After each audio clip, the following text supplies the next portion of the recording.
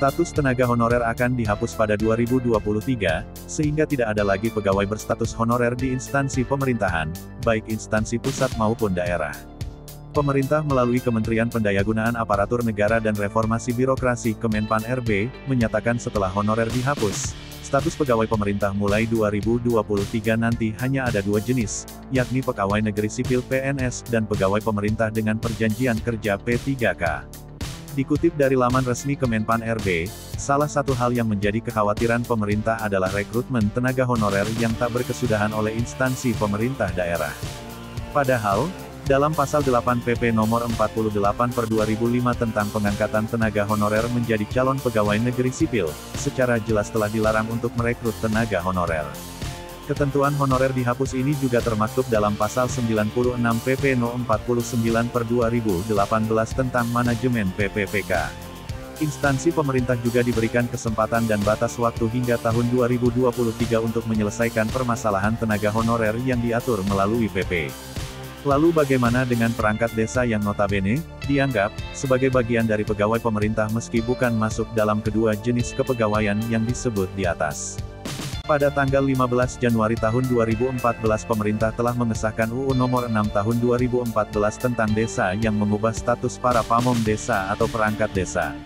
Pada peraturan yang berlaku sebelumnya yaitu PP Nomor 72 Tahun 2005 sebagai pelaksanaan UU Nomor 32 Tahun 2004, disebutkan bahwa sekretaris desa bertugas membantu kepala desa dalam menjalankan urusan pemerintahan, pembangunan, dan kemasyarakatan, termasuk pelayanan administratif di dalamnya dengan status kepegawaian sebagai pegawai negeri sipil PNS.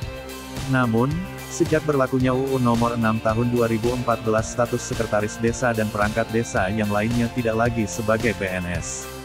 Apabila diperhatikan secara lebih detail, ada beberapa persamaan antara perangkat desa dengan pegawai berstatus aparatur sipil negara ASN.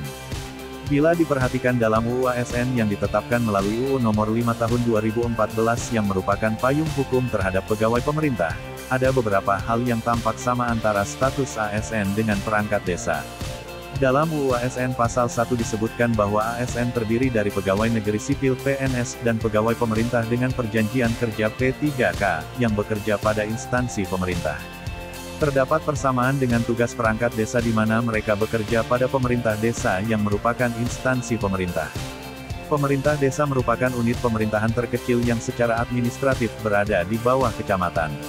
Pasal 10 dan 11 UU ASN menyebutkan bahwa tugas ASN adalah melaksanakan kebijakan publik yang dibuat oleh pejabat pembina kepegawaian sesuai dengan ketentuan perundang-undangan, memberikan pelayanan publik yang profesional dan berkualitas dan mempererat persatuan dan kesatuan Negara Kesatuan Republik Indonesia. Tugas dan kewajiban perangkat desa pun juga berkaitan dengan pelayanan publik.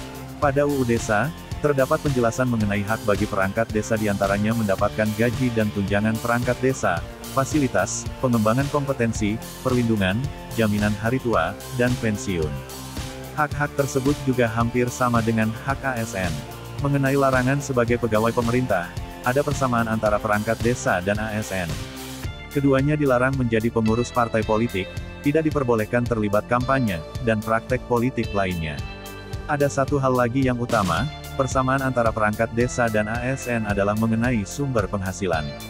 Keduanya mempunyai sumber penghasilan yang sama, yaitu APBN dan APBD. Dengan adanya beberapa persamaan antara perangkat desa dan ASN, sudah selayaknya kinerja perangkat desa dipertimbangkan untuk diangkat menjadi PNS. Mengingat tanggung jawabnya juga cukup besar dalam menjalankan kewajibannya. Yang menjadi pertanyaan selanjutnya tentu keberadaan perangkat desa dalam sistem kepegawaian di negara kita, apakah akan dihapus bersamaan dengan penghapusan tenaga honorer mengingat perangkat desa tidak masuk dalam PNS maupun P3K? Ataukah perangkat desa akan masuk dalam PNS atau P3K sebagai solusi dari kebijakan pemerintah terkait kebijakan penghapusan tenaga honorer? Atau yang lebih tragis lagi akankah perangkat desa akan diisi dari tenaga outsourcing jika pemerintah tidak memberikan kepastian terkait posisi perangkat desa dalam sistem kepegawaian di negara kita?